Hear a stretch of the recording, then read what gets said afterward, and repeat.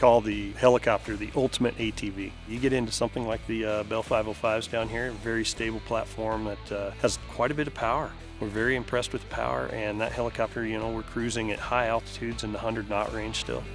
505 is very diversified. Search and rescue has turned into be a big one for this helicopter. We get a great visibility out of the machine when we're doing low-level searches, whether it be a river search or a mountain search. The 505 has done multiple missions in this area right here.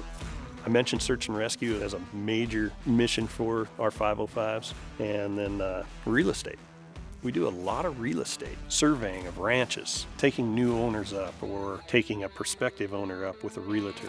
So we use this new Jet Ranger for training. As far as I'm concerned, this is the best initial turbine trainer on the market. Other things that we would do would be putting it on our 135 charter certificate. We've got a hook on ours, so it's been a great little utility ship. Somebody calls 505 can lift quite a little bit. We've done multiple high altitude lifts with this machine.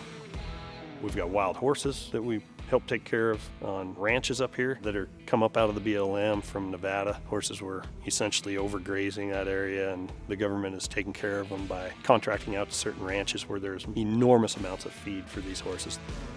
Next would be the cattle industry.